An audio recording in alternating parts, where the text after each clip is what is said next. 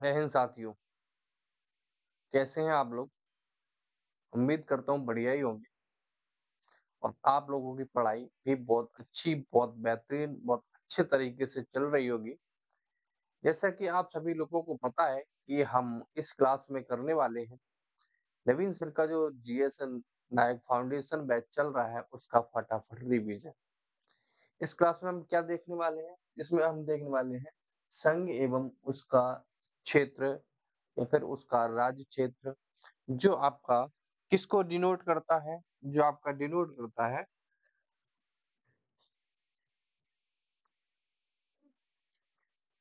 किसको डिनोट करता है? भाग 1 को। इसमें आर्टिकल कितने हैं? 1 से लेकर 4 तक। ये चीज़ हम इसमें देखने वाले हैं। क्लास शुरू करने से पहले आप लोगों से एक रिक्वेस्ट है, एक छोटी-सी विनती है। यदि आप हमारे चैनल पर पहली बार आए हैं, तो चैनल को सब्सक्राइब कर लें। साथ ही साथ बेल आइकन को भी दबा लें, जिससे आने वाली नेक्स्ट वीडियो के साथ आप लोग बने रहें और अपना रिवीजन फटाफट से करके आगे बढ़ते रहें। ठीक है, ज़्यादा समय ना लेते हुए चलते हैं क्लास की ओर।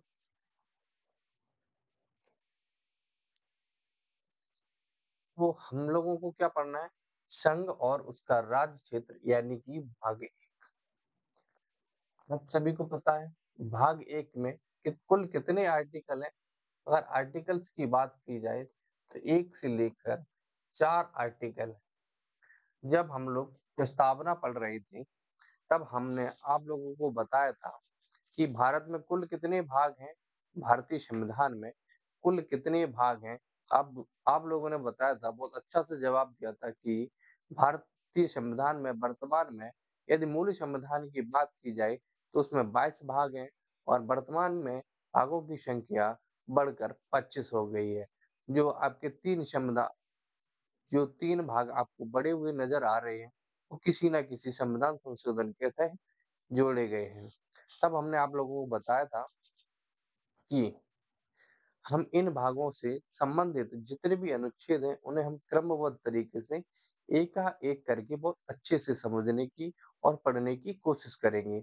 उसी क्रम में आज हम बढ़ते हैं भाग 1 की ओर, इसमें के अनुच्छेद हैं 1 से लेकर 4 तक। अगर हम बात करें संघ और उसका राज्य क्षेत्र, ये क्या होता है? क्षेत्र से आपको एक चीज़ समझ में आएगी, क्षेत्र का मतलब होता है एरिया। क्या? क्षेत्र का मतलब क्या होता है? एरिया, एक ऐसा एरिया जो भौगोलिक क्षेत्र है। किसी भी किसी भी राज्य राज्य को डिनोट करने के लिए हम क्या उसके पास एक क्षेत्र होना चाहिए, उसकी एक अपना एक भूभाग होना चाहिए। हाँ, यदि भूभाग है, तो वह एक राज्य या एक देश कहा जा सकता है। जिसके पास अपना खुद का भूभाग नहीं है, हम उसे देश या राज्य का दर्जा नहीं दे सकते। ये चीज़ क्लियर हुई, ठीक है? तो जो ज्योग्राफिकल एरिया है, इसको निम्नतः 2 2 नामों से जाना जाता है। एक है आपका यूटीएन, एक है आपका स्टेट यानी कि राज्य। यूटी का मतलब केंद्र शासित प्रदेश और स्टेट का मतलब नॉर्मल राज्य। अगर बात करें यूटी की, तो यूटी आपके आपके आपके देश में कितनी है? तो 8 यूटीज हैं। अगर यहीं राज्यों की बात करें तो कुल 28 राज्य हैं।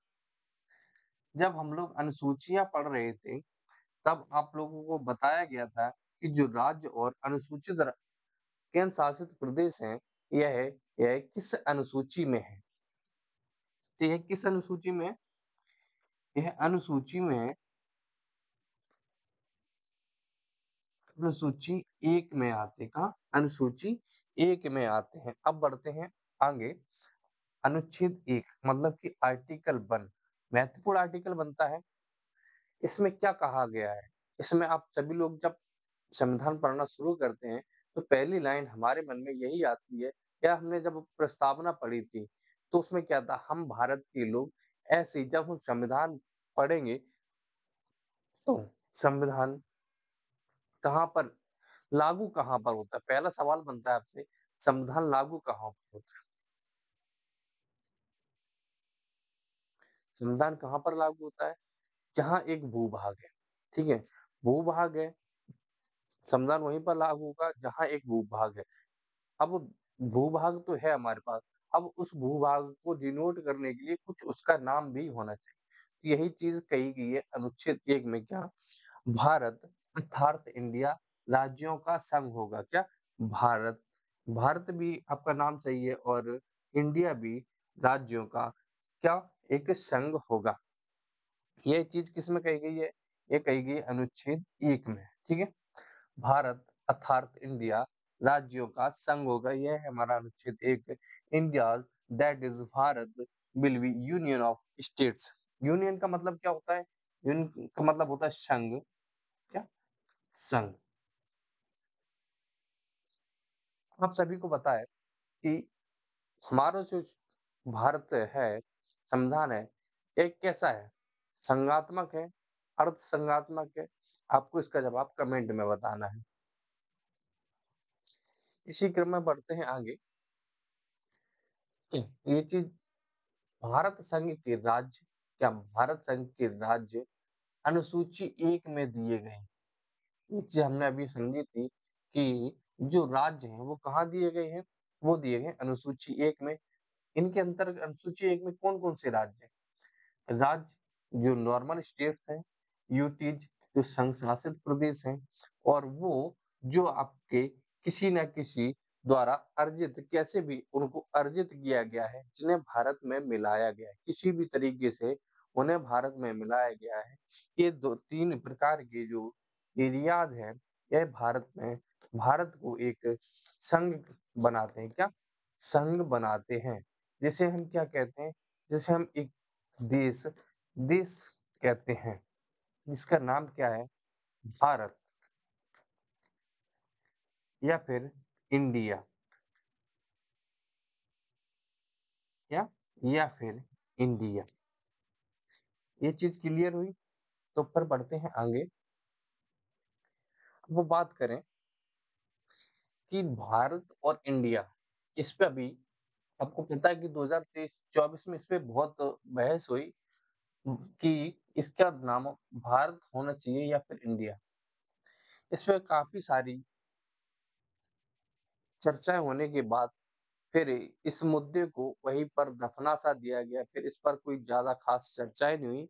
रीजन क्या हुआ कि जो बीजेपी सरकार थी, भारतीय जनता पार्टी, इसने प्रस्ताव दिया था कि इन जो भारत है इसका नाम इंडिया से बदलकर भारत कर दिया जाए हर जगह। यदि भारत कर दिया जाएगा तो इसमें खर्चा भी बहुत आएगा। और इंडिया नाम क्यों पड़ा? पहली चीज यहाँ से ये समझनी होगी कि इंडिया नाम पड़ा कैसे।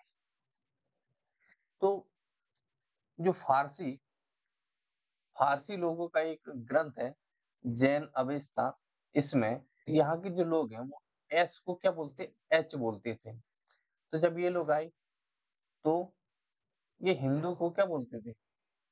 सिंधु को क्या बोलते थे? हिंदू। सा की जगह हिंदू बोलते थे। ऐसी ग्रीक आई, इन्हें इंडस बोला, इंडस से इंडी हुआ, इंडी से हुआ इंडिया। क्या? इंडिया। इंडिया शब्द एक बाहरी बाहरी लोगों ने दिया हुआ शब्द है, इस वजह से बीजेपी सरकार इसको मानने से मना कर रही थी।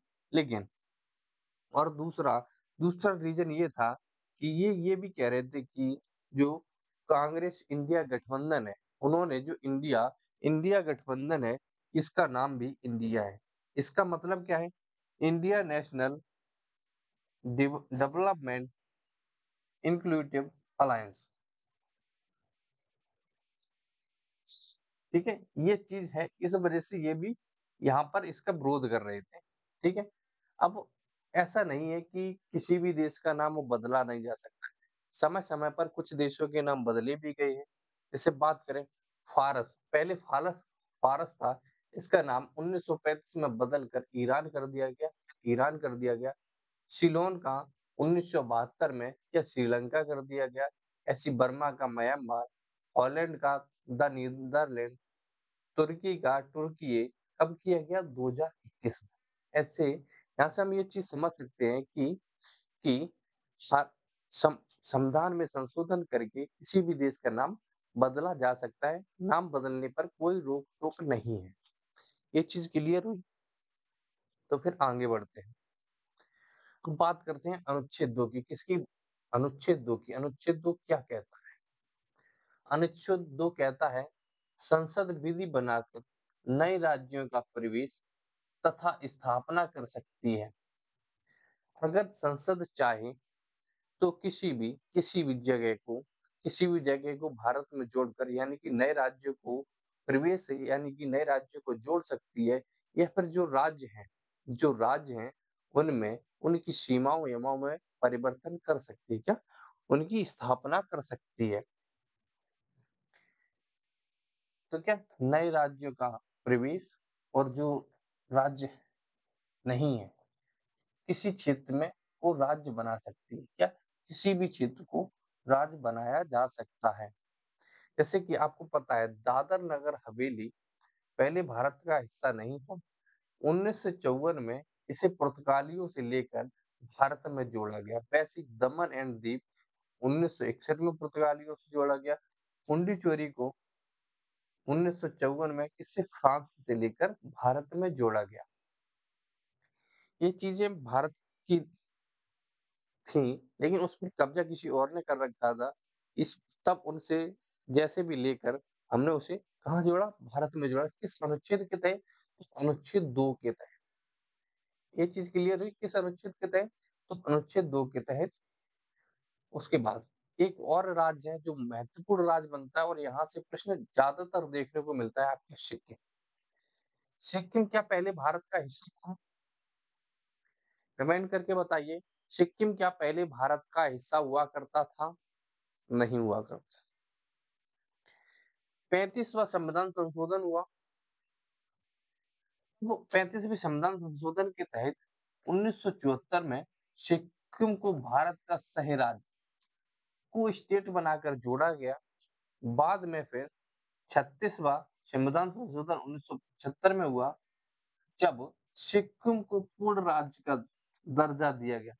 प्रश्न यहाँ से दो बनेंगे कि सिक्किम को भारत में कब जोड़ा गया। पहला प्रश्न बनता है 35वें संविधान संशोधन अधिनियम 1974 के तहत भारत में जोड़ा गया था। पूर्ण राज्य का दर्जा कब मिला? 1975 में 36वें संविधान संशोधन के तहत इसको इसको पूर्ण राज्य का दर्जा मिला। दोनों प्रश्न क्लियर हुई। अगर यहाँ से ये चीज क्लियर हुई तो फिर बढ़ते हैं। एक और प्रश्न यहाँ से बन सकता है कि गोवा गोवा पहले भारत का हिस्सा नहीं था। क्या गोवा पहले भारत का हिस्सा नहीं था? इसको बाद में किसी न किसी संविधान संशोधन के तहत जोड़ा गया था। कब जोड़ा गया था? 19 दिसंबर 1961 में इसे पुर्तगालियों से छीनकर इसको भारत का हिस्सा बनाया गया था। आपको बताना है कि इसको किस कॉन्स्टिट्यूशन अमेंडमेंट के तहत जोड़ा गया। किस संविधान संशोधन अधिनियम के तहत इसे इसे इसे भारत में जोड़ा गया? इसका जवाब आपको कमेंट में देना है। हम बात करते हैं अनुच्छेद 3 की। आर्टिकल नंबर 3 महत्वपूर्ण बनता है। संसद विधि बनाकर भारत संघ के राज्यों का पुनर्गठन कर सकती है। हाँ, क्या कर सकती है? इसको समझने से पहले इसमें कुछ महत्वपूर्ण पॉइंट हैं जो हमें समझने होंगे। जैसे नए राज्यों का निर्माण कर सकती है जो भारत संघ में है। दूसरा, राज्यों के क्षेत्र में वृद्धि कर सकती है, मतलब एरिया को बढ़ा सकती है।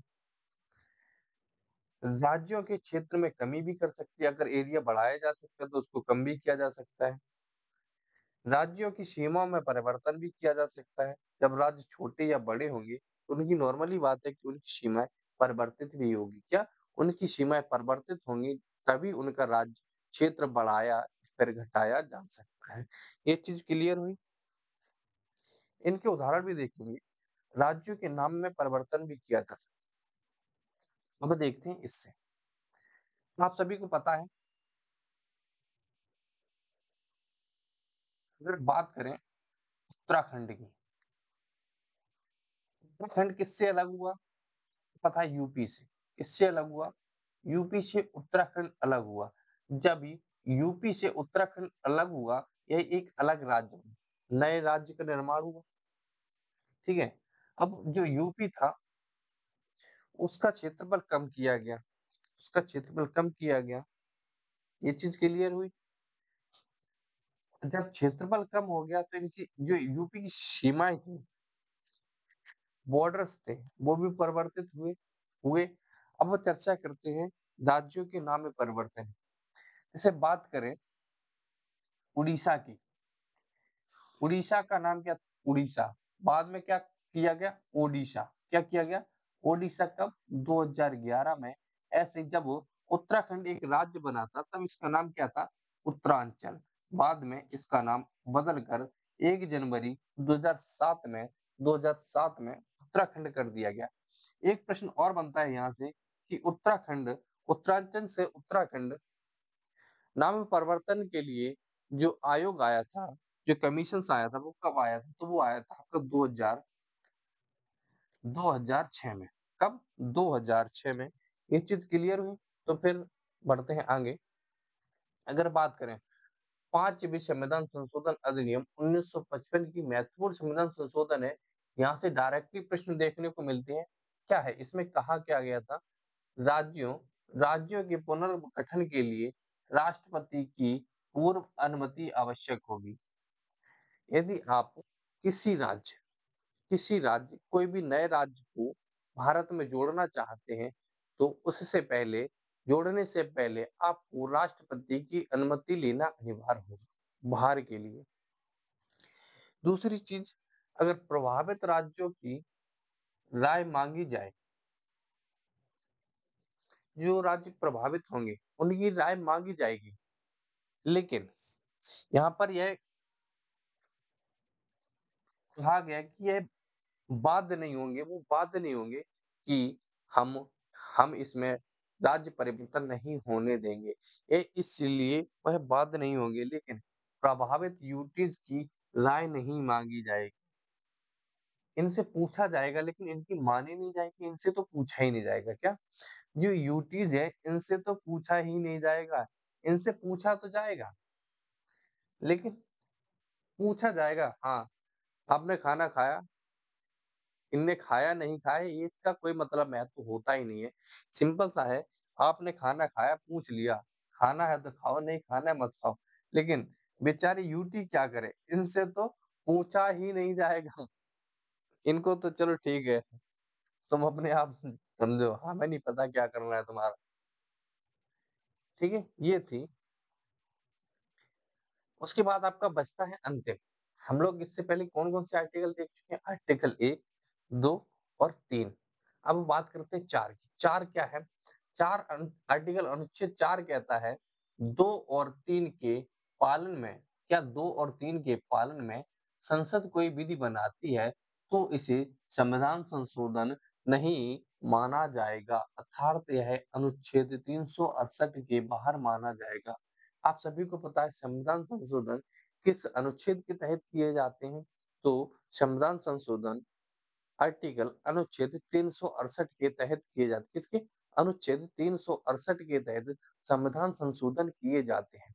लेकिन इसमें साफ कर दिया गया है कि यदि अनुच्छेद अनुच्छेद 2 और 3 में यदि किसी भी प्रकार का संशोधन किया जाता है तो वह इस आर्टिकल के तहत नहीं माना जाएगा। क्या?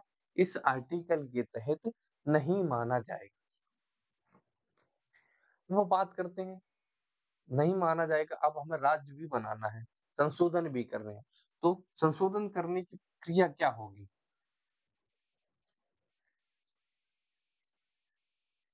संशोधन करने की प्रक्रिया क्या होगी कि साधारण बहुमत हो सकता है, विशेष बहुमत हो सकता है, या फिर विशेष बहुमत आधे से ज्यादा राज्यों की विधानसभाओं का हो सकता है। तो सिंपल से भाषा में समझें तो है यह साधारण बहुमत से भी किया जा सकता है। अब समझते हैं भारत को। भारत अपना क्षेत्र अन्य देश को बेरुवाड़ी केस। क्या भारत देश अपना क्षेत्र किसी और को दे सकता है? जो भारत के पास है वह किसी और को दे सकता है या फिर किसी का क्षेत्र ले सकता है? ये चीज हुई है कब?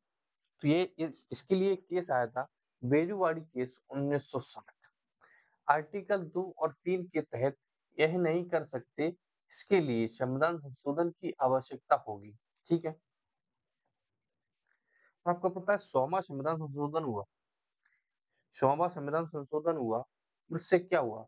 जो पश्चिम बंगाल, त्रिपुरा और मेघालय था, पश्चिम बंगाल, त्रिपुरा और मेघालय था, इसको 1 अगस्त 1915, 1 अगस्त 2015 में इसका कुछ भाग, इनका क्षेत्र भाग बांग्लादेश को दिया गया।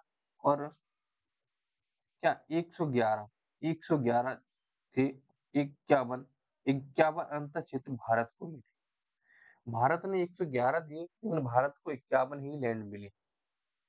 ये एक संशोधन हुआ है लैंड लैंड ट्रांसफर के लिए, जमीन को इधर से उधर करने के लिए। कब? 1900 1900 1971 में जब बांग्लादेश अलग हुआ, तब वहां पर इसका कोई खास रिफॉर्म नहीं हुआ, लेकिन जब 2015 में बीजेपी की सरकार बनी तो उसने यह बदलाव किए। इससे क्या भारत की सीमा में भी परिवर्तन हुआ।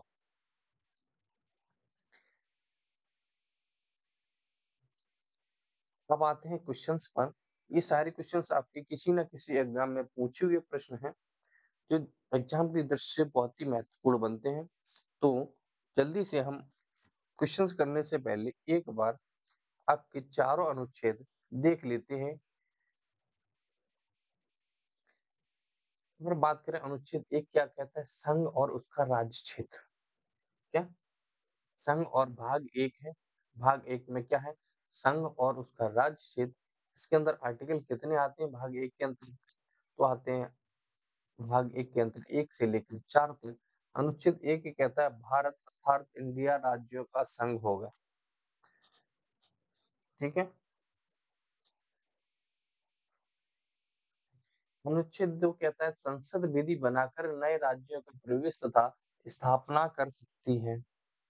वहीं अगर बात करें अनुच्छेद 3 की, संसद विधि बनाकर भारत संघ के राज्यों का पुनर्गठन भी कर सकती है। उसके बाद अनुच्छेद 4 क्या कहता है? अनुच्छेद 2 और 3 के पालन में संसद कोई भी विधि बनाती है तो इसे संविधान संशोधन नहीं माना जाएगा। अर्थात है अनुच्छेद 368 के बाहर माना जाएगा। तो ये थे आपके चारों अनुच्छेद। अब देख लेते हैं इनसे बनने वाले प्रश्न। भारतीय संविधान के अनुच्छेद 1 में भारत का वर्णन है क्या? राज्यों का संघ होगा। भारत अर्थात इंडिया राज्यों का संघ होगा। क्या कहा गया है? भारत अर्थात इंडिया राज्यों का संघ होगा। ये चीज क्लियर हुई। तो बढ़ते हैं आगे। भारतीय संविधान का अनुच्छेद 2 क्या कहता है? क्या कहता है? नए राज्यों का प्रवेश या स्थापना। क्या? नए राज्यों का प्रवेश, नए राज्यों का प्रवेश या फिर स्थापना। भारत के संविधान के अनुच्छेद 3 के अनुसार संसद कानून द्वारा क्या कर सकती है? क्या कर सकती? किसी भी देश पर युद्ध की घोषणा कर सकती है? नहीं कर सकती। किसी भी राज्य की सीमाओं में परिवर्तन कर सकती है? बिल्कुल कर सकती है। किसी भी राज्य के क्षेत्र में फल में वृद्धि कर सकती है? बिल्कुल कर सकती है। तो क्या होगा आपका? 2 और 3 बिल्कुल सही होगा। निम्नलिखित में से कौन सा संविधान अनुच्छेद 3 के तहत संसद के कानून द्वारा संभव नहीं है? नए राज्यों का गठन संभव है। नए राज्यों के क्षेत्रफलों में वृद्धि बिल्कुल संभव है। नए राज्यों की सीमा का विकल्प या उनमें परिवर्तन बिल्कुल संभव है। लेकिन नए राज्यों का प्रवेश,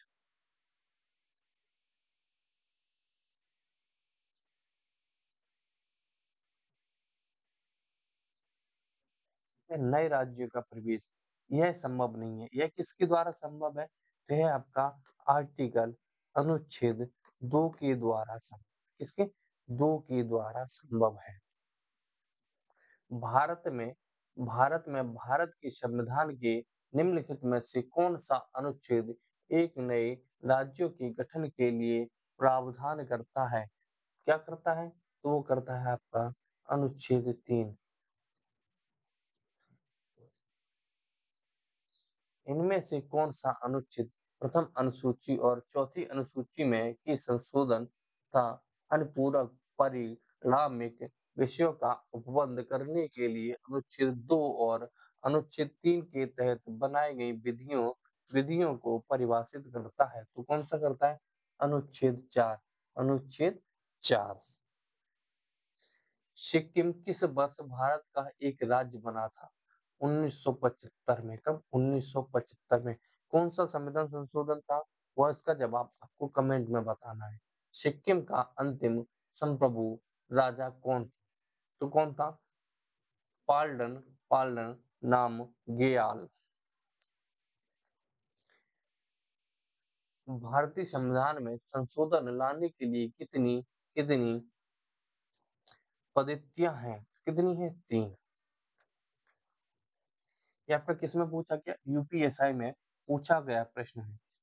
क्या? यूपीएसआई में पूछा गया प्रश्न है। सिक्किम में कौन सा राजवंश था? इसका जवाब आपको कमेंट में देना है। क्या? सिक्किम में कौन सा राजवंश था? इसका जवाब आपको कमेंट में देना है। अगर आपको किसी भी क्लास की पीडीएफ चाहिए तो इस टेलीग्राम चैनल पर जुड़ सकते हैं। इनगर क्लासेस आपका टेलीग्राम चैनल है, यहाँ से आपको पीडीएफ मिल जाएगी हर क्लास की। यदि आप हमारे साथ पर्सनली जुड़ना चाहते हैं, इनगर क्लासेस का इंस्टाग्राम हैंडल ये है, इस पर जुड़ सकते हैं। ये हमारा पर्सनल इंस्टाग्राम हैंडल है, हम लोग यहाँ पर भी जुड़ सकते हैं। वो बात करते हैं कि आपकी तैयारी कैसी चल रही है। आपकी तैयारी बहुत अच्छी चल रही है। उम्मीद करता हूँ आप लोग इसी तरीके से पढ़ते रहेंगे। क्या आप लोग इसी तरीके से पढ़ते रहेंगे?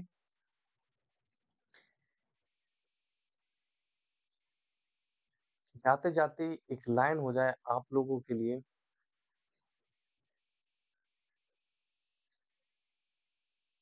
लाइन है कि सफलता सफलता बातों से नहीं मिलती, सफलता बातों से नहीं मिलती, उसके लिए मेहनत करनी पड़ती है। क्या?